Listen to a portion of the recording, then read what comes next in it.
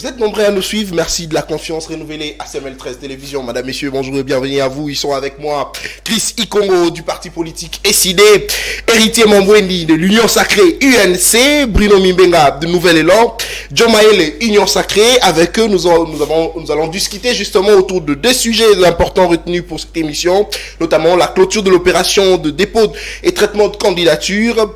La CENI proroge de 5 jours supplémentaires et s'inquiète justement du fait que certains centres de réception de candidatures n'ont enregistré aucune candidature. Mais tout ça, est-ce que c'est parce que l'absence justement de la MOUCA et le FCC fait en sorte que la CENI puisse justement s'inquiéter de l'engouement concernant le dépôt de candidature de candidats députés provinciaux. Également, nous allons revenir sur l'acquittement de Fortina Bisselele. Quid de toutes ces accusations, parce que vous êtes sans ignorer qu'on l'avait accusé d'atteinte à la sûreté de l'État, ainsi que d'autres infractions, mais il a été acquitté. Pour quelle raison? C'est comme à l'image du dossier Salomon Escadela, lui qu'on a accusé d'avoir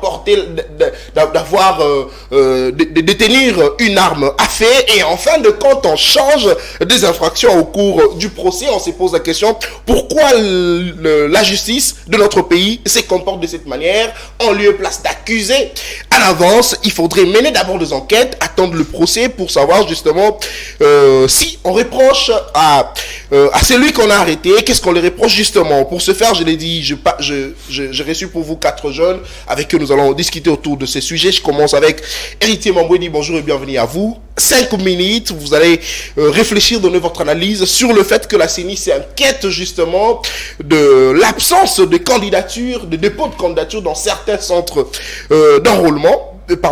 Dans certains centres de dépôt de candidature. Pour quelles raisons? Est-ce que c'est simplement l'absence du FCC et la MOUCA qui font en sorte qu'il n'y ait pas engouement justement? Bonjour Nathan, merci de l'invitation. Vous savez, c'est depuis beaucoup de jours que je suis passé sur votre plateau. Parfois, il fallait prendre une petite retraite médiatique pour se préparer et revenir avec force.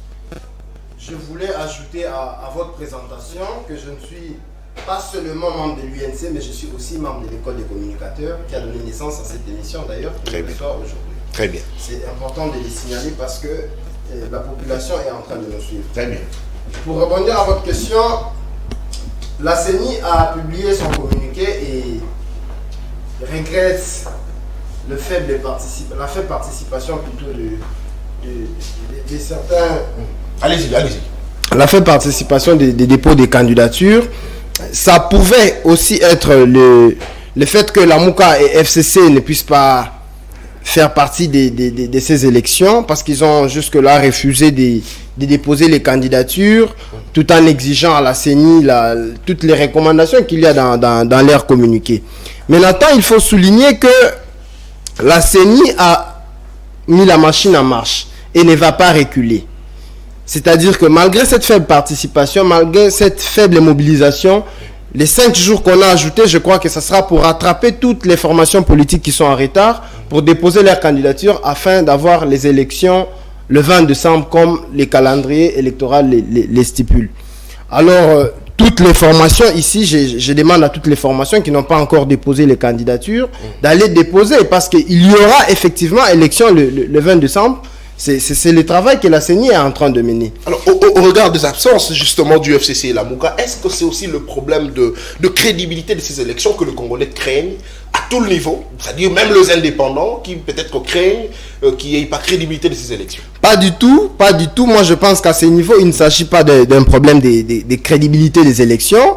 Vous savez, c'est depuis beaucoup de temps que l'opposition entre autres, la MOUCA et le FCC est en train de torpiller le processus électoral. La MOUCA et le FCC torpillent tout à fait. Le processus électoral. Ils ne sont pas prêts pour les élections. Voilà pourquoi ils cherchent des vermifuges pour se cacher derrière les processus électoraux qui est en train d'avancer.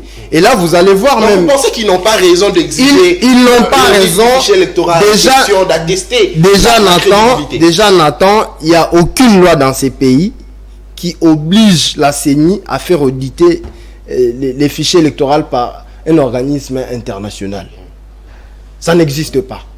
Mais de bonne foi, la CENI l'a fait, mais l'opposition continue à chercher des vermifuges pour se cacher derrière ça. Parce que là, il y a des opposants sérieux qui ont déposé les candidatures. Il existe des opposants sérieux et moins sérieux. Bon, les opposants qui sont prêts pour les élections et ont déposé les candidatures pour aller aux élections le 20 décembre. Je suis heureux d'avoir en face de moi mon ami Bruno Mimenga du Nouvel Élan. Leur formation politique a bien déposé les candidatures.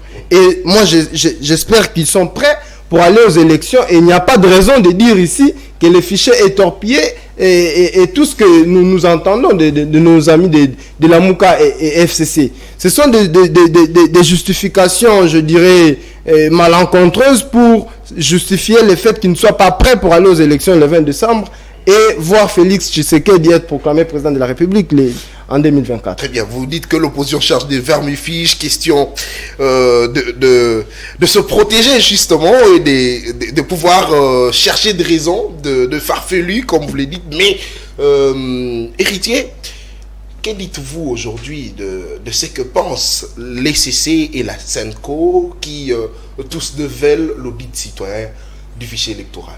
Vous avez 1 minute, je vous ai ajouté, et puis je passe à notre ami Chris Ikomo. L'ECC et la SENCO sont des organisations au sein d'un tout, c'est-à-dire au sein d'une organisation qui s'appelle Confession religieuse. Très bien. Il n'y a pas que l'ECC et la SENCO dans cette organisation-là. Il y a toutes les confessions religieuses qui sont au sein de cette organisation, très bien organisées et qui donnent des avis par rapport à la situation politique et sociale du pays. Moi, je pense que ce sont des positions personnelles, des positions détachées de cette organisation, que la SENCO et l'ECC, qui d'ailleurs, parce que nous sommes en démocratie, sont en droit de le dire. Mais moi, je voulais tout simplement dire que la CENI a fait auditer les fichiers électoraux et c'est suffisant pour aller aux élections. Merci beaucoup, héritier Mambweni, INC, Union Sacrée. Chris Ikongo SID, vous avez la parole en 5 minutes. La CENI ajoute 5 jours, mais s'inquiète du fait que certains centres n'ont reçu aucun dossier. Mais est-ce que c'est simplement l'absence de la MOUCA, où vous êtes justement, et le FCC qui justement fait en sorte que certains centres ne puissent pas réceptionner de dossiers pour les électeurs? Merci beaucoup pour la permission verbale. Avant toutefois d'entamer les fonds, j'aimerais d'abord revenir sur ce que l'ami avait dit, soit vient de dire. L'ami vient de dire que le fait d'auditer les fichiers électoraux n'est pas une obligation légale.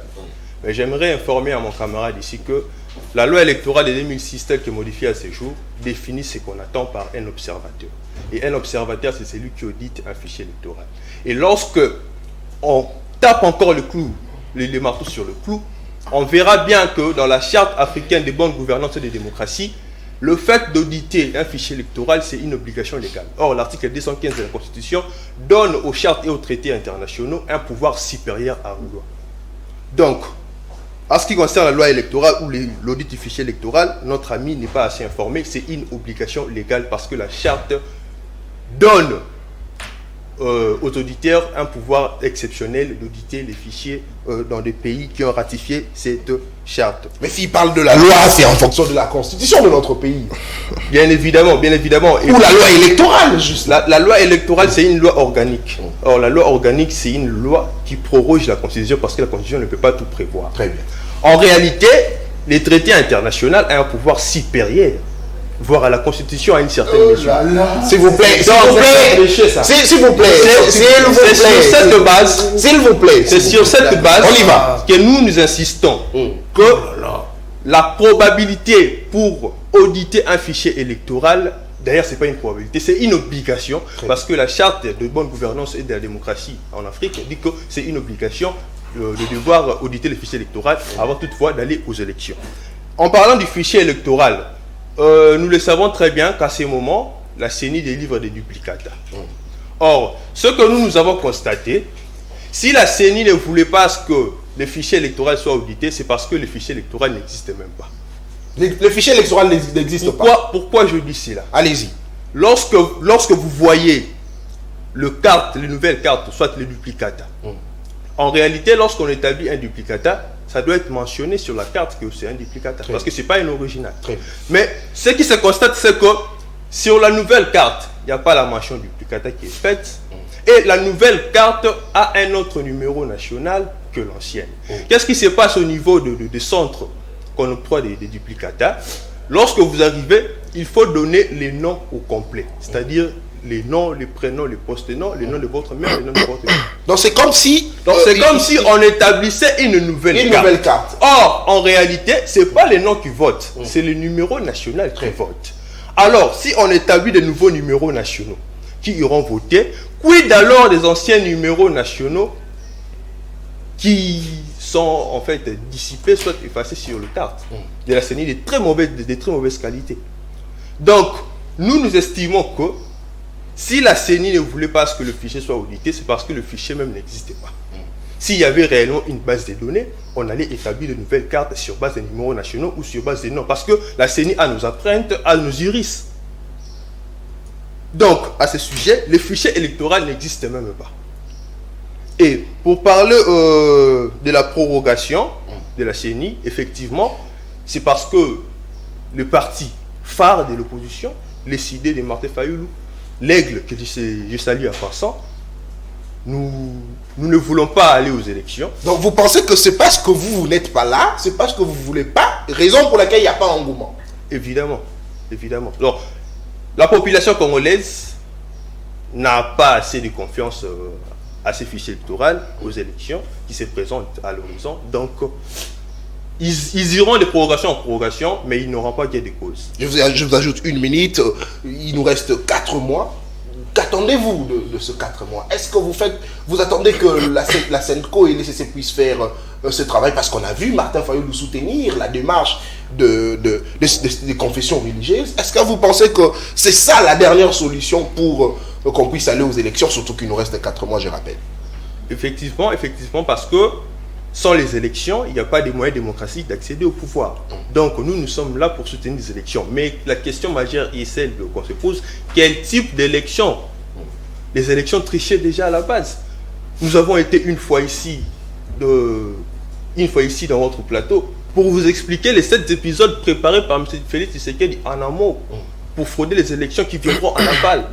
Donc sur ce, on n'a pas assez de temps pour expliquer tous les 7 épisodes, mais ce que nous pouvons dire, c'est que les fichiers n'existent même pas, et c'est pourquoi ils n'ont pas voulu que nous puissions, un organisme international puisse auditer ce fichier électoral qui n'existe même pas. Très bien, merci beaucoup Chris Ikongo. Le fichier électoral n'existe pas selon vous, raison pour laquelle la CENI a peur. Joe Maele, vous avez la parole. 5 minutes également. La CENI s'inquiète du fait que certains centres n'ont réceptionné aucun dossier. Aucun dossier. Est-ce que c'est simplement l'absence de ces 2 grandes formations politiques qui justifie cette absence de candidatures déposées, des dossiers déposés dans différents centres de la CENI? Alors, cher Nathan, merci beaucoup pour la parole. Avant que je puisse répondre à votre question, je vais commencer d'abord à vous réitérer mes salutations parce que la politesse oblige, je suis dans votre plateau. Je réitère mes différentes salutations à mes différents co-débatteurs avec qui nous allons naviguer dans le monde des idées, si réellement nous allons naviguer. Et moi également, je vous présente mes félicitations pour votre choix. Ça en et puis on attend. Permettez-moi, comme aujourd'hui c'est une journée spéciale, de souhaiter un heureux anniversaire à une personne qui est très spéciale pour moi. Aujourd'hui, elle a décidé de venir prendre part au travail que nous faisons à ma très chère future femme qui est ma fiancée. Je la souhaite joyeux anniversaire, Madame Patricia Mokoko. Alors j'entre directement dans votre question, la question électorale. Alors avant que je me pose sur cette question, je vais apporter une certaine retouche qualitative par rapport au dire de mon confrère de l'ECID. J'ai toujours dit un parti politique doit s'affilier à ces missions qui sont trilogiques et qui sont traditionnelles. La formation, l'encadrement et la sélection. Alors, dans la formation, on vous apprend comment est-ce qu'on doit naviguer dans le monde politique. On vous apprend la différenciation des concepts. Comment est-ce qu'on marche dans le rôle tactique. Mon frère a dit des choses peut-être, moi je pense que c'est seulement sa connaissance, mais dans les jargons politiques, ça ne passe pas. Il dit une chose, la première erreur. Il dit que celui qui vient faire l'observation, c'est l'auditeur. Donc, il ne fait pas une différenciation entre l'auditeur et l'observateur. Alors, mon ami a dit une chose, il a commencé à poser les fondements pour dire que les auditeurs ne sont pas répertoriés dans la loi électorale. La loi électorale, c'est les cadres juridiques qui nous amènent aux élections. Mais l'observateur ou la mission d'observation est répertoriée dans la loi électorale. Je vais dire. Alors lui aussi pourra nous démontrer sur un soubassement dans lequel on parle d'un auditeur est semblable à un observateur. On y va. La loi électorale nous dit ceci, dans l'article 43. Et observateur, tout Congolais ou tout étranger, mandaté par une organisation internationale ou accrédité par la Commission électorale nationale indépendante pour assister à toutes les opérations électorales. Article 43, la demande d'observation est introduite au plus tard 15 jours avant le jour du scrutin. Alors, ici, on ne peut pas parler des observateurs. Parce que, pour parler d'un observateur, il faudrait remplir d'abord ces critériums. 15 jours avant le scrutin. Les scrutins, c'est quoi? C'est les votes proprement dit. Donc, 15 jours avant les scrutins. Comme les votes sera le 20 décembre, vous calculez 15 jours avant le 20 décembre, il faudrait qu'une organisation internationale ou interne, une personne qui se sent capable, qui remplit les critériums, fasse une demande, et c'est par rapport à cette demande que cette personne-là va être observateur. C'est comme l'église catholique qui chaque année envoie. Et puis l'observation, il faut partir dans un cadre très technique. Nous sommes dans une période, nous sommes dans le processus électoral, pendant la période que nous appelons la période pré-électorale, donc avant les votes. Et l'observation, c'est dans la période électorale, pendant les votes. Donc il faudrait faire la différenciation. La deuxième des choses, je pense que Hans Kelsen, dans son tombeau là où il est, il va se réveiller aujourd'hui. Il dit une chose. Il dit que les traités internationaux ou une convention, ou une charte qui a une teneur internationale a plus de valeur qu'une constitution. Ça, Hans Kelsen va se réveiller. On va naviguer dans les théories. Il y a une théorie qu'on appelle la hiérarchie des normes, d'où même les fondements de l'état de droit.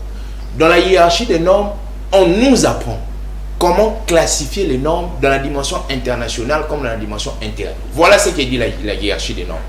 Il y a la constitution ou le bloc de constitutionnalité qui a la primauté. Après la constitution, il y a les traités internationaux et tous les actes internationaux.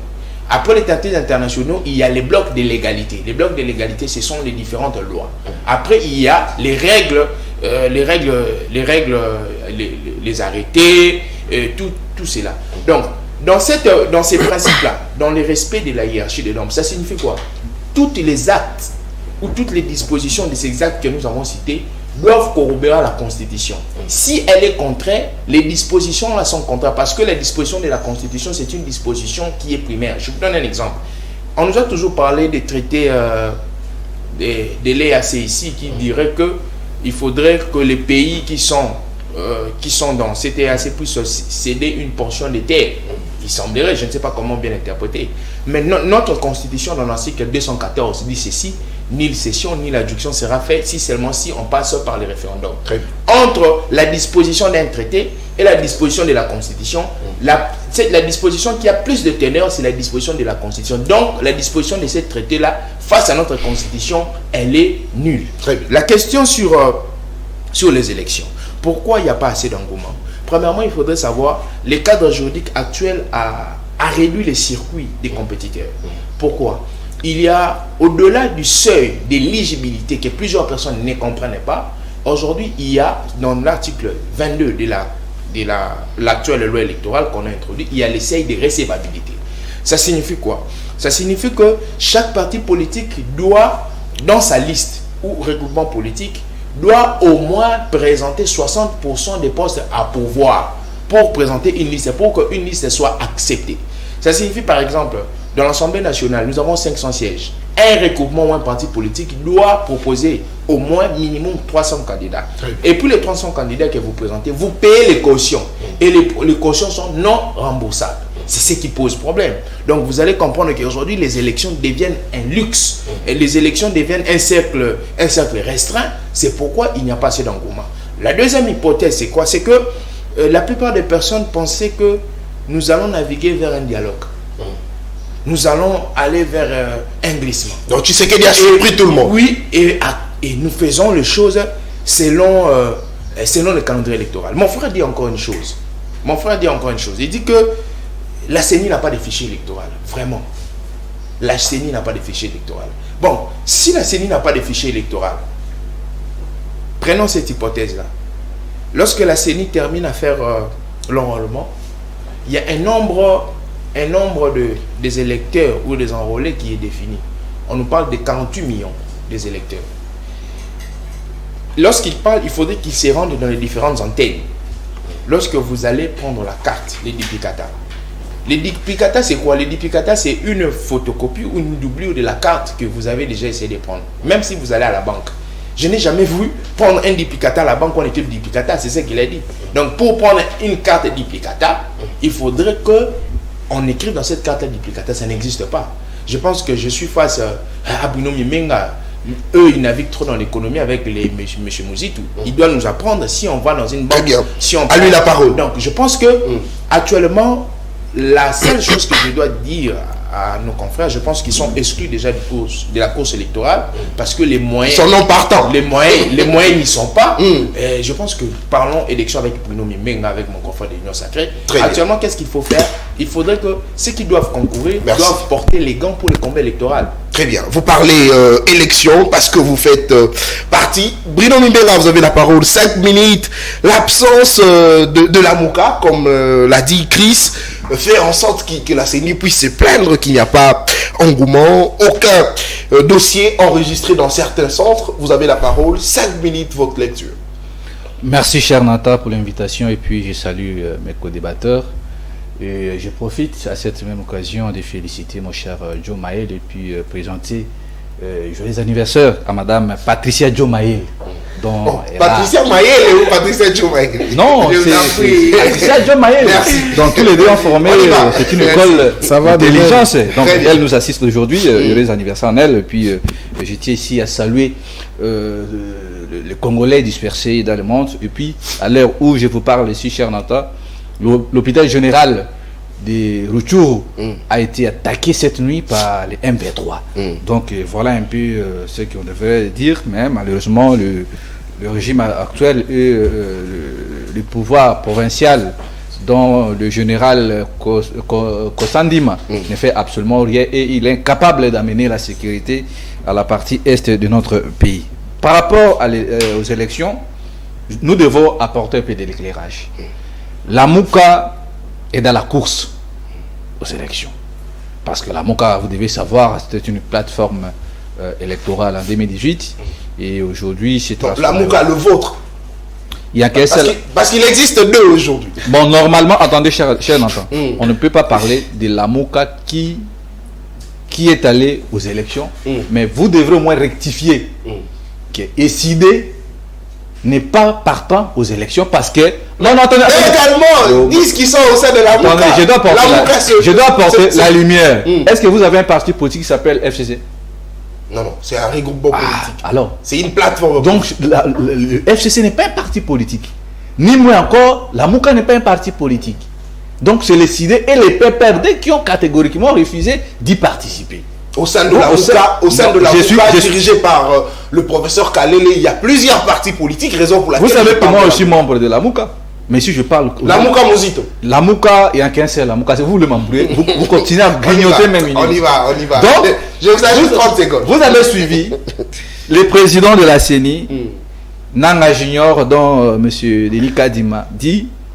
Nanga Junior. Oui, parmi les 9 partis politiques, si les 2 partis politiques ne se présentent pas aux élections, nous allons poursuivre les chemins. Très bien. Donc, c'est décevant de voir un grand monsieur comme Denis Kadima réduire le SID et le PPRD. Parce que ce sont des grands partis politiques. Des grands partis politiques de notre pays. Il faut rappeler qu'en 2018, le président du parti politique SID était deuxième à la course. Non, il n'était pas deuxième, mais Fayoulou était élu. Non, j'ai dit selon les résultats. Non, selon vous. S'il vous plaît. Non, attendez. Selon vous, Fayoulou n'était pas deuxième. Fayoulou était le président élu dont plus de 70% que les Congolais a fait. D'accord, ça c'est selon vous, mais j'ai dit c'est... Non, c'est pas moi, selon les Congolais. Selon la CENI, Fayulu était deuxième et les candidats du FCC du PPRD, Chadari, était troisième, raison pour laquelle ils doivent participer. Cher Mathieu, je pense que vous voulez faciliter l'histoire. Fayulu était le premier. Deuxième, c'était Chadari. Très bien. Et il y a eu un compromis africain. Merci, on y va. Vous voyez, donc on a fait les révélations de Nanga le 7. Déjà, Nanga a confessé. Très bien, on y va. Donc Nanga vient, Nanga a tout dit. Mais malheureusement, ce qu'il dira le 7, tu n'auras pas de pacte parce que Nanga, c'est lui qui a tissé le feu. Il ne peut pas venir dire non, voilà, Félix, c'est bien ma vie. Non. Donc nous, ici, on parle des élections. Très bien. Quand vous l'avez suivi, les partis politiques retenus à la course électorale de 2023, le ministre de l'Intérieur nous a présenté 9 partis politiques. Mais nous avons vu cette façon-là de dénigrer les deux partis phares. Le PPRD qui a de l'expérience, puis c'est un parti à dimension nationale. Quand nous parlons de partis politiques au Congo, je ne crois pas que nous avons 10 partis politiques, 9 partis politiques. Mais plutôt nous avons au moins 15 partis politiques. Le reste là sont des associations, des partis qui sont qu'à Kinshasa.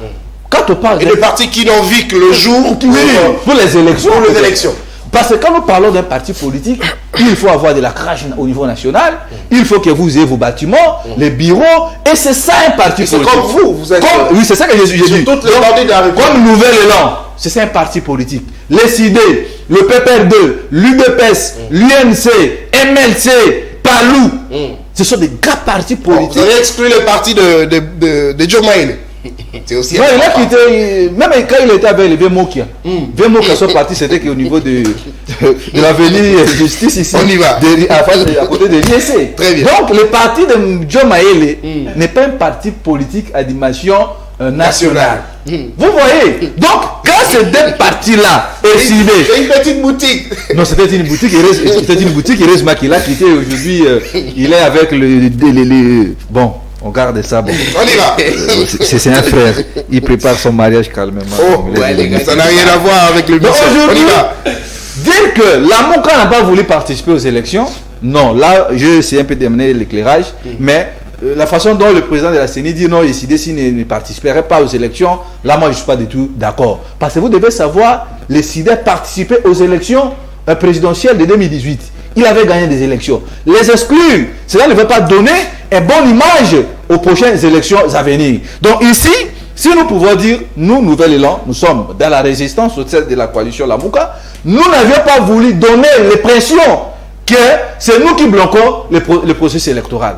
Parce qu'aujourd'hui, si on refuse d'y participer aux prochaines élections, vous allez voir, on va créer un dictateur. C'est comme ça que les dictateurs se créent. Alors, nous, la seule façon, nous sommes dit dans notre formation politique qui est Nouvel Élan, à travers son leader Adolphe Mouzuto, il faut aller aux élections, malgré toutes les recommandations proposées par le Nouvel Élan, le pouvoir à place a fait fin de ne pas écouter cette proposition. Nous devons y participer, car nous savons que M. Tshisekedi n'a pas un bilan à présenter aux Congolais, car Nouvel Élan porte un projet de société, il a un programme dont nous allons présenter aux Congolais. C'est aux Congolais maintenant de faire un bon choix, comme mon cher Joe Maïle a fait un bon choix. C'est ça aussi les élections. Les élections, c'est question que nous, qui allons voter, de faire un bon choix. C'est comme si quelqu'un qui veut se marier, il va regarder la famille de sa copine, regarder son niveau d'études. Tout ça aussi compte. C'est ce que nous devons maintenant inculquer aux Congolais. Voilà, il y a eu 3 processus électoraux dans notre pays. Le 4e est devant nous. Vous avez vu comment que ces gens ont géré. Donc, il faut faire un bon choix pour ne pas se retrouver demain dans le monde ici. Merci beaucoup. Voilà un peu ce que nous pouvons dire. Nous, Nouvel Élan, nous partons aux élections parce que nous avons cette conviction-là que nous allons battre le régime actuel. Mais si nous prenons dans le cadre de la Mouka, normalement, nous sommes là parce que la coordination de la Mouka se trouve entre les mains du président Paul Mboma, qui est d'ailleurs candidat député national au niveau du Gungu. Donc, on ne peut pas parler de la Mouka, que la Mouka n'a pas voulu aller aux élections. Non, la Mouka n'est pas un parti politique. Merci. La Mouka, c'était une plateforme dont Nous sommes là et nous allons accepter de porter cette lutte-là parce que le peuple a beaucoup souffert. Donc, merci beaucoup. Merci Bruno. Une modification pour ne pas créer de confusion. Très bien. Que non, la Mouka n'est pas un parti politique. Merci beaucoup. Ni moi encore. Merci beaucoup Bruno. Je suis tombé sur un document. J'essaye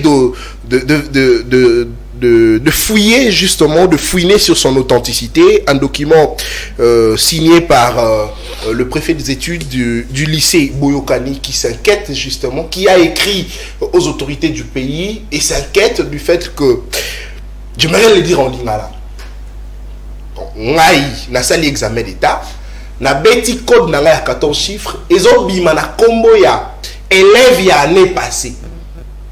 C'est ce qui est écrit dans ce document. Donc le résultat des examens d'état de cette année inquiète beaucoup de parents, beaucoup de Congolais, certainement, notamment le cas du lycée Boyokani où le préfet des études a écrit aux autorités disant que le résultat n'est pas fiable. Vous tapez le code de 14 chiffres d'un élève, ça vous donne le nom d'un élève de l'année passée.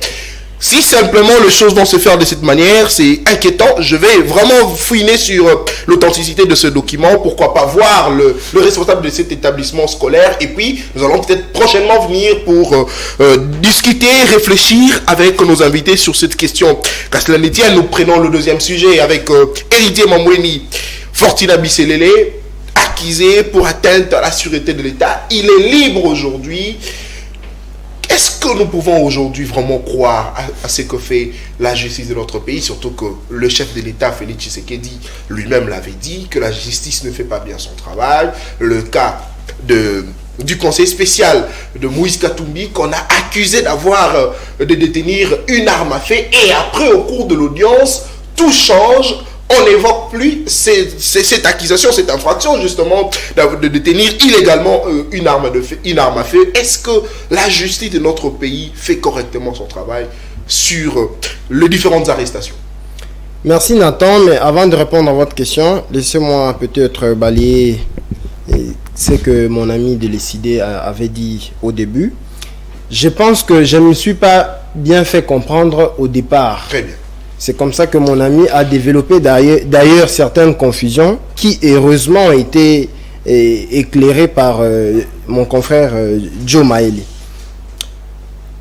Dans l'ordre juridique interne, la Constitution a une primauté sur les traités internationaux. Très bien. Et ça, mon ami devrait le savoir. Ici, nous parlons élection, c'est une question interne qui concerne des Congolais.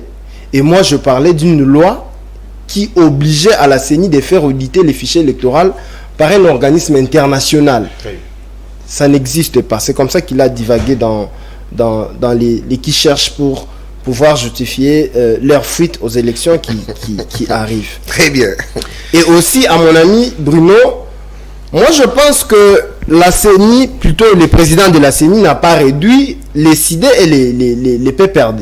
Il a plutôt fait l'analyse sur le nombre de partis politiques que nous avons, entre autres Nouvel Élan, qui est aussi un grand parti politique, et de cela, il a soustrait 2 partis politiques qui ont refusé de participer aux élections.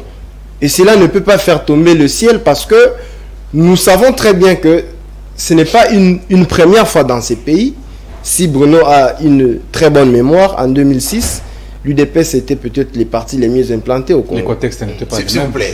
Et l'UDPS avait refusé de participer aux élections. Il y a eu élection dans ces pays.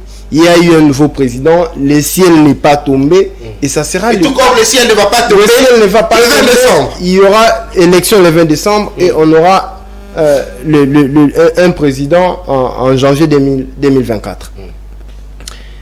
Fortuna Bisselele est acquitté aujourd'hui. Nathan, moi je pense que nous sommes dans un plateau de télévision sérieux. Nous devons élever les débats. C'est lorsque les gens sont plus acquittés qu'on accuse la justice de ne pas bien faire son travail. Mais lorsqu'ils sont traqués, on acclame la justice. Nous devons aussi parfois accepter les côtés vilains de la justice. C'est-à-dire la justice n'est pas là pour arrêter ou juger, tout le monde est condamné, même quand il n'y a pas de preuves.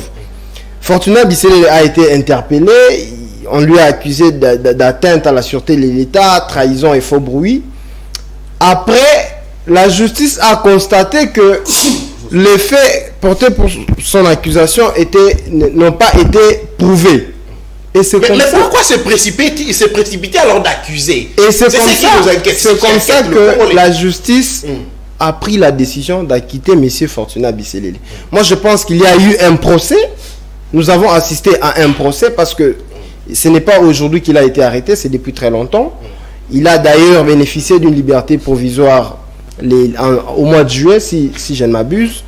Le procès a continué son cours normal jusqu'à l'acquittement de M. Fortuna Bisselele.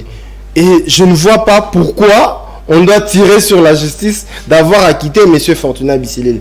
Mais seulement comme les chefs de l'État, tous, opposition, majorité comme société civile, nous avons le devoir de pousser notre justice de bien faire son travail. Mais si nous revenons sur cette question... Sur le bien-être de tous, car, dit-on, la justice élève une nation. Mais si nous revenons sur cette question, mais c'est parce que la justice s'est comportée de cette manière depuis l'arrivée du président Félix Tshisekedi. On a commencé d'abord à voir le procès Vital Kamerhe où on l'a accusé, on l'a condamné au premier degré, on l'a condamné au deuxième, et jusqu'à ce qu'il a été acquitté. Et ça a continué ainsi pour d'autres qu'on a arrêtés au cours de ce mandat, raison pour laquelle on s'inquiète justement du comportement de la justice. Pourquoi accuser, dire que tel monsieur a fait ceci et cela, et puis après on le libère, en lieu et place d'attendre jusqu'à ce qu'on va vérifier, certifier si seulement il est fautif, on le condamne ou pas, on le libère, en lieu et place d'accuser d'abord en avance et puis libérer après. Nathan, ça moi je pense que c'est la beauté de l'état de droit.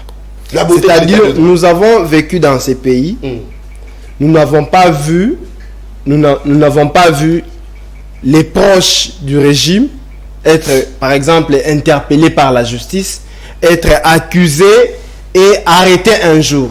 Mais là, nous assistons à des arrestations, même des conseillers proches du président de la République, à demande des cabinets du président de la République.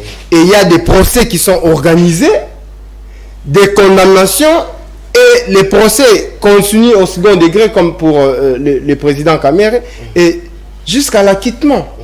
Et moi, je pense que ce ne sont pas des accusations fausses, c'est plutôt dans l'analyse pour voir si réellement les preuves sont vraies ou fausses. C'est dans le cours normal du procès. C'est là que les juges doivent... Pour les opposants, surtout, ils sont arrêtés et également condamnés. Par contre, ceux de l'Union sacrée sont en fin de compte acquittés. Moi, je pense que ça, c'est... Pour la majeure partie des cas. Jean-Marc Kabounda a été arrêté, à l'époque, il n'était pas opposant. Mais aujourd'hui, il a été arrêté pendant qu'il a changé de camp. À l'époque, il n'était pas encore opposant. Et Franck Dion a été arrêté, aujourd'hui, il est libéré, il est opposant. C'est-à-dire que ce n'est pas une question d'opposition majorité, mais plutôt le travail que la justice fait. Et le président de la République a d'ailleurs juré que depuis qu'il est au pouvoir, il n'a jamais donné d'injonction à la justice de notre pays. Vous êtes sûr? Très bien. Merci. Ça, c'est ses propos. Je ne vois pas venir mentir son peuple à la télévision. Très bien. Merci beaucoup. Héritier Mambweni, ça me fait plaisir de te recevoir. Ça fait très longtemps. Héritier Mambweni, sous notre casquette Union Sacrée. Chris Ikongo, certainement vous allez rebondir sur tout ce qui a été dit. Certainement vous aviez été attaqué de part et d'autre, voire même votre ami de l'opposition qui vous a attaqué. Je ne sais pas si vous allez... Non, moi je le rebondir aussi, mais vous avez justement votre analyse sur l'acquittement de Fortuna Bisselele. Comme je l'ai dit, on l'arrête, on l'accuse d'avoir fait ceci, cela, et puis enfin on la quitte. Le cas Vital Kamerhe, le cas Salomon Escadela qui après avoir été accusé de détenir une arme à feu, et enfin on change des infractions. Pourquoi? Pour les opposants, ils continuent toujours à rester en prison, condamnés, traqués, mais c'est de l'Union sacrée, surtout sont souvent acquittés pour plusieurs cas, par exemple. D'accord, merci encore pour les réoctrois du verbe.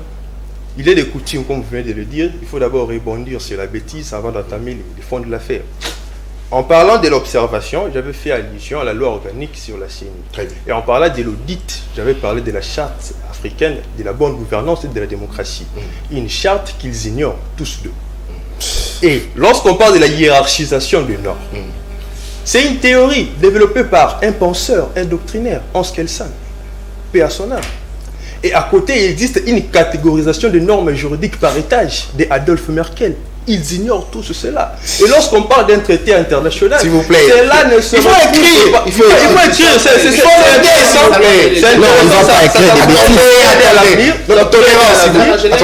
Attendez. Non, tolérance, s'il vous plaît.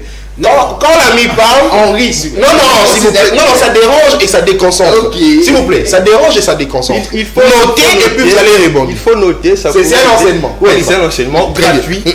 Très bien. En parlant de la catégorisation des normes par étage, l'auteur ne dit pas la même chose. Et lorsqu'on voit Pierre-Raymond Carré de Malberg à ce sujet, il ne dit pas la même chose. Et la constitution congolaise elle-même dit que les traités et accords internationaux ont une portée supérieure par rapport à nos lois. Et la Constitution, c'est une loi votée par une assemblée constituante dotée de ce pouvoir à cette fin. Donc, les traités et accords internationaux dûment ratifiés ont une portée supérieure à notre Constitution. C'est pourquoi j'avais insisté sur le fait que les traités de bonne gouvernance et de la démocratie en Afrique persistent, soit appuient les boutons sur la question de l'audit du fichier électoral. C'est par rapport à la crédibilité et à la fiabilité des élections. Très bien. Donc, ce sont des notions qu'ils ignoraient, soit qu'ils ont parlé avec précipitation, sans pour autant avoir la maîtrise. Donc, je me limite à ces niveaux, parce que si je me mettais à développer ces notions, on aura beaucoup plus de minutes, sans pour autant avancer. Parlons de l'affaire Fortuna Bisselele. Bifort. Et enfin, il est fort. Hein. On l'a traité de faible, mais aujourd'hui, il est fort. Bon, si on peut le dire de cette façon, déjà, l'affaire a été portée devant le TGI. Et moi, je me demande si réellement le TGI a la compétence de juger un conseiller privé d'un chef de l'État. Parce que lorsqu'on fait la proportionnalité des rangs, un conseiller privé d'un chef de l'État a le même rang qu'un ministre. Or, nous le savons bien que les ministres sont de la Cour de cassation. Ça, c'est la compétence personnelle liée à la personne. Et la compétence matérielle peut-être, parce que l'infraction de la trahison, c'est punissable depuis de 20 ans. Donc c'est peut-être pour cela que l'affaire a été portée devant le TGI. Et lorsqu'on parle de l'agent qui avait porté l'affaire devant le juge, il n'est pas écrit que c'est le procureur qui avait saisi les juges et tout ça. On parle de l'ANER. Et moi je me demande quel est le statut juridique des agents de l'Agence nationale des renseignements. En tout cas, moi j'ignore personnellement. Donc vous comprendrez que ce sont des questions hautement politiques qui sont montées pièce par pièce pour essayer de dissiper les choses qui sont pertinentes, telles que l'assassinat des messieurs Chériba Okende. Jusqu'à présent, on aurait interdit aux journalistes d'en parler, c'est ce que j'ai appris. Mais il n'y a aucun acte juridictionnel qui a été posé à ce sujet. Parce que vous êtes revenu dessus, je rappelle que hier, la famille de Chériba Okende, la veuve, ainsi que ses avocats, sont allés rencontrer les autorités judiciaires de notre pays pour demander les corps, parce qu'ils estiment que 43 jours après son décès, rien d'important ne leur a été informé. Également, 15 jours après son autopsie, ils ne connaissent rien, raison pour laquelle ils se sont décidés de récupérer les corps. C'est vrai, les autorités n'ont pas encore répondu, on attend. Donc, vous comprendrez que ce sont des affaires hautement politiques, comme je l'avais dit. Et en parlant aussi de M. Fortuna Bisselele, il a été en détention. Et lorsqu'on analyse les codes de procédure pénale, il y a un procès pénal pour que la détention puisse dépasser les 3-4 mois. Le monsieur a été arrêté depuis janvier. Il vient d'être acquitté en juillet. Tous ces moments s'étaient passés en détention. Mais en août. Procès sur la prorogation. Le mardi. Les procès solennels sur la prorogation de la détention. Ça s'est passé où? Moi je me demande. Donc c'est un procès entaché d'illégalité. Très bien. Donc, je manque même des mots. Vous comprenez que ce sont des procès hautement politiques et ça a une portée juridico-politique, donc juridique comme je venais de l'expliquer avec toutes les histoires qui vont avec, et politique parce qu'ils essayent de nous embrayer, de nous enlever, soit de nous mettre la voile pour ne pas voir les histoires qui sont concrètes, telles que le fichier électoral de la CENI qui continue avec l'enrôlement jusqu'à ce jour. Donc un fichier électoral qui n'existe pas mais qu'on veut créer. Et il y a également l'affaire de... La CENI ne remet pas les duplicata, mais continue avec l'enrôlement. Parce qu'il y a des niveaux qui peuvent permettre assez du PPRD d'aller également s'enrôler parce qu'eux avaient refusé. Non, l'enrôlement proprement dit, c'est fini. Mais ça, c'est un enrôlement de fraude. C'est plutôt un enrôlement intelligent, un enrôlement de voleurs. Très bien. Merci. Donc, vous comprendrez qu'il faut avoir, j'aimerais éveiller la conscience congolaise, il faut avoir la vue sur des histoires concrètes telles que le fichier électoral de la CENI qu'on veut créer, recréer encore, et l'assassinat de M. Chéribé Okende. Toutes ces histoires, ce sont des ballons d'essai politiques pour nous voiler en fait la vue. Très bien, merci. Il nous reste 10 minutes et Joe Maele également, Bruno Mimela, à vous 5 minutes chacun. On commence avec Joe Maele, dossier Fortina Bisselele. Chris parle d'un procès politique. On arrête Fortina Bisselele, atteinte à la sûreté de l'État, qui n'est pas une accusation moindre, parce que lorsqu'on vous accuse de cette infraction, justement, on doit vraiment veiller à ce que les choses puissent se passer dans la norme pour qu'on puisse se certifier justement sur le fait que vous soyez impliqué, mais on les libère, on la quitte. Pour quelles raisons? Quid en tout cas de toutes ces accusations? Vous avez 5 minutes pour réagir. Merci beaucoup. Je pense que dans mes 5 minutes, je prenais 1 minute 30 pour donner une appréciation sur ce que les frères ont dit. Et le reste, je vais donner mon appréciation sur le dossier de M. Bisselele. Alors, je commence par ce que mon frère Bruno a dit lorsqu'il parle de décider. À un moment, il a bien défini, il a parlé de décider, plutôt il a parlé de Nouvel Élan comme un parti politique qui a de l'ancrage politique. Nous l'acceptons, mais lorsque vous parlez de décider, il faudrait avoir la capacité de pouvoir démontrer l'ancrage politique de décider. Parce que on reconnaît l'ancrage politique d'un parti sur base de ses implantations, sur base de sa représentation géopolitique aussi. Mais Fayoulou qui a été deuxième aux élections, s'il vous plaît, laissez-moi, président du parti politique décidé, pourquoi ne pas croire sur l'ancrage de son parti politique? Non, il n'a pas d'ancrage. Laissez-moi vous démontrer. Nous avons connu Fayoulou quand? Nous avons connu Fayoulou en 2018. Oh, si, moi je l'ai connu depuis longtemps. Vos relations personnelles. Depuis Sad City. Papa. Ce sont vos relations personnelles. Oh. Dans l'histoire du pays, lorsque nous connaissons Fayoulou. Et puis si vous regardez un peu sa carrière politique, il a postulé étant quelqu'un, député provincial. C'est en 2018 qu'il est porté. Il est porté par l'aura des grands. Et lorsque on parle des élections de 2018, ne parlons pas de l'ECD. L'ECD n'a pas porté Fayoulou. Parce que si les décidés avaient porté Fayoulou, Fayoulou aurait été député provincial. Les personnes qui ont porté Fayoulou, Bruno ne va pas me contredire. C'est la Mouka. C'est l'aura de la Mouka qui a fait de M. Fayoulou ce qu'il est aujourd'hui. Donc lorsqu'on parle des partis, et puis il m'a choqué, Bruno, lorsqu'il est en train de répertorier les grands partis politiques de notre pays, il exclut l'INC.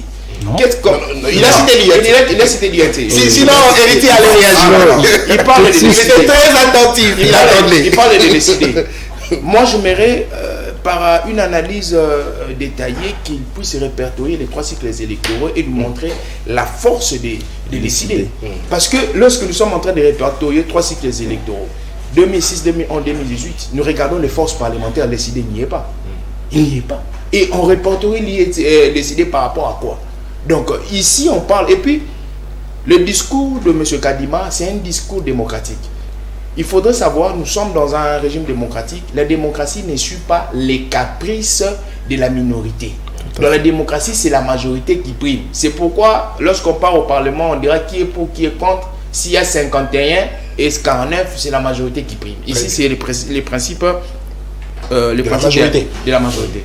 Je reviens à un débat qui est très technique. Lorsque mon frère parle de la hiérarchie des normes. Mon cher, tu as Google là. Je vous mets à défi. Cherchez dans toutes les théories que vous connaissez. Vous avez cité Malberg. Malberg, c'est un grand théoricien de l'État. Je ne refuse pas. Mais quand on parle de la classification des normes, il n'y est pas. Cherchez, vous avez Google là. Je vous mets à défi en pleine émission. Je vous ai parlé d'Adolphe Merkel. S'il vous plaît. Il y a Adolphe S'il vous Merkel. plaît, lorsque vous êtes en train de parler, moi je me têtu. Vous êtes ignorant. S'il vous plaît. J'accepte mon ignorance. Merci beaucoup. On y va. Il n'est même pas élégant dans. Non, s'il vous plaît. S'il vous plaît. Elle est ignorant. S'il vous plaît. De plusieurs personnes appellent ignorant. S'il vous plaît, allez-y. Je pense que lorsqu'on parle de la hiérarchie des normes, c'est une classification des normes qu'on est en train de classer par rapport au ténèbres. Il a Google là, je ne l'apprends pas. Je ne sais pas s'il a fait les études où, de quelle filière. Je suis politologue. Ce qu'il dit là, une constitution a la primauté sur toutes les lois, dans la dimension interne comme externe. Très bien. Donc il ne peut pas aujourd'hui primer un traité, une charte, une loi internationale ou une convention internationale à une constitution. Ça ne se fait pas. Parce que la constitution, c'est une volonté interne. C'est la constitution qui définit même les typologies de l'État. Donc il ne faudrait pas nous dire que parce qu'un traité international ne peut ou ne pas avoir une certaine influence sur un État. Il faudrait que cet État... Terminez avec M. Bisselele, en 1 minute. La question de M. Bisselele. Nous sommes dans une affaire qui est pénale. Dans l'affaire pénale, il faudrait être strict, il faudrait être rigoureuse. Et dans la dimension pénale, lorsqu'on n'est pas strict, on n'est pas rigoureuse, pour les deux côtés, que ce soit la partie accusatrice ou la partie défenderesse, ça va d'un côté ou de l'autre côté. Lorsqu'on accuse M. Bisselele, on les charge parce qu'il faudrait savoir l'accusé jouit de deux présomptions. Il a la présomption d'innocence d'une partie, il a aussi une présomption de culpabilité. Dans sa présomption d'innocence, il s'est dit innocent sans que le juge déclare une certaine sanction définitive. Alors, le ministère public qui accuserait M. Bisselele, ici je suis purement théoricien, il doit avoir la capacité de pouvoir démontrer d'une manière scrupuleuse que les infractions qui sont portées contre M. Bisselele vont de pair avec les différentes preuves. Parce que nous sommes en matière pénale. La matière pénale, c'est une matière qui est stricte. La matière pénale, ce sont les crimes. Alors, dans les crimes, il faut être strict. Il faut être rigoureuse pour démontrer à ce que cette personne-là a la culpabilité sur cette infraction. Donc, je pense qu'aujourd'hui, comme mon ami a dit, il a employé un vocable que moi j'aime beaucoup, la beauté de l'état de droit. Tout ce que nous connaissons aujourd'hui, c'est l'expérimentation d'un état de droit, d'un fait qui a été introduit depuis 2006 dans l'article 1 que nous n'avons pas vécu. Merci. Bruno, vous terminez l'émission. Merci, cher Nathan. Je suis vraiment très étonné quand mon frère Joe Maël me pose la question en disant de démontrer la rage politique de l'ECID. Vous devez savoir que le CID n'est pas un petit parti politique comme vous le disiez, mais s'il était petit auparavant, mais aujourd'hui, le CID a concouru à la présidence, à la présidentielle de 2000. C'est la Mouka. Mais mon cher. C'est la Mouka. S'il vous plaît, vous les laissez. Attendez. Est-ce que si le CID avait porté... Mais avant d'être retenu au sein de la Mouka, il fallait avoir un parti politique. Attendez. Avant d'être coopté au sein de la Mouka, il fallait avoir un parti politique. On part sur... Et c'est la raison pour laquelle vous verrez que tous les membres de la Mouka avaient chacun un parti politique. On y va. Donc voilà un peu ça. Vous croyez que malgré nos différends, moi je reconnais même les Congolais, même chez vous, ton leader reconnaît que c'est un grand parti politique, un ancrage national. L'UNC est né après, je crois, entre 2010. 2011, je crois. Oui, il avait participé aux élections de 2011. Là aussi, il avait dit que non, l'UNC à l'époque n'avait pas un ancrage politique. Et donc aujourd'hui, plus le candidat était troisième. D'ailleurs, Samuel était troisième. Mais Fayoul a participé aux élections. Il a été élu première place. S'il vous plaît. La Mouka, c'était une coalition électorale à l'époque. On a fait les évoluer à Fayoul. C'était comme ça, il faut se renseigner. Allez-y. Joe Maël, je n'arrive pas à comprendre. Mon cher ami, quand nous parlons des élections ici, vous devez savoir, je vous ai cité des partis politiques nationaux. Au Congo, nous n'avons pas 900 partis politiques. Je l'ai démontré ici. Et j'avais d'ailleurs oublié le parti de Moïse Katumbi, Ensemble pour la République. Donc voilà un peu ça, c'est ça. Au moins, il faudrait ajouter Ensemble pour la République. Et ça que moi je sache, au moins 10 partis politiques. Les partis également de l'honorable Délice Sanga. En vol, ouais. En vol. Bon. Je sais pas. Je m'abstiens. Donc ici, vous allez comprendre, quand moi je parle de nouvel élan, parce que nous savons que nous sommes implantés partout. Vous allez voir nouvel élan interplanté. Et si on refuse les élections, les gens vont nous taxer de tous les mots. Parce que la seule manière ou la seule chose que nous pouvons sanctionner les régimes actuels, c'est à travers les élections. Très bien. Malgré il y a eu de trucage, il y a eu des nominations de gens au niveau de la CENI, à la Cour constitutionnelle. Nous savons que M. Tshisekedi ne passera pas parce que le peuple est derrière nous. Le dossier est bicelé. Mais vous devez savoir aussi que moi je suis candidat député provincial à Massina. Quel candidat serait de l'Union Sacrée va nous la vie. Va nous la vie les sièges. Parce que les jeunes gens, les mamans comptent sur moi. Parce que nous avons des projets pour construire la ville de Kinshasa. C'est pas les préparations. C'est pas les préparations. Mais je suis candidat député provincial. Donc la majorité des Congolais croient en moi. Je reviens sur la non, si on commence à sanctionner, c'est ça qu'on commence à sanctionner les gens de l'Union Sacrée parce que Mbos avait commencé sa propagande au niveau du gouvernement. Ici, je reviens sur le dossier Bissilel. Cher ami Nathan, vous allez comprendre que le régime de M. Tshisekedi utilise l'influence du pouvoir. Ils ont l'année, la sécurité, tout ce qu'ils ont là. Donc, une fois que vous n'êtes pas ensemble avec l'Union Sacrée, vous êtes devenus d'office leur ennemi. Aujourd'hui, si nous regardons le dossier Fortuna Bissileli, ça me fait, j'ai du regret de voir mon frère Héritier Mambweni qui, à l'époque jadis, il était en opposition, critiquait Vital Kamerhe, qui a détourné plus de 57 millions de dollars américains sur l'affaire pour ces 100 jours. Mais aujourd'hui, vous allez donc, c'est ça la beauté de l'état des droits. Donc, on vole, on détourne l'argent et puis on vous libère. Donc, regardez ce qui se passe. Aujourd'hui, si Bissilel est libéré, parce que Tshisekedi reconnaît à ses côtés que la sécurité au niveau national est vraiment trop faible. C'est pour laquelle vous avez vu. Je chute pas là. Vous avez vu. L'émission est terminée. L'émission est terminée maintenant. L'émission est terminée. Bon, si vous regardez François Beya, Etienne Longondo, Vide Chimanga, Willy Kapora, ils sont nombreux. Vous allez voir que ces gens torpillent la justice. Vous allez comprendre que notre justice vraiment est vraiment corrompue. Parce que M. Tshisekedi ne s'intéresse pas aux choses de la nation. Merci beaucoup. Merci beaucoup. Aujourd'hui, Salomé Skadela est à l'hôpital au niveau d'Indolo. Vous m'avez demandé aujourd'hui. S'il vous plaît. Alors, cette émission est terminée. On se retrouve le samedi pour le tout dernier numéro de la semaine de votre magazine Écho de l'école du communicateur. D'ici là, portez-vous bien et bonne journée chez vous. Au revoir. Merci.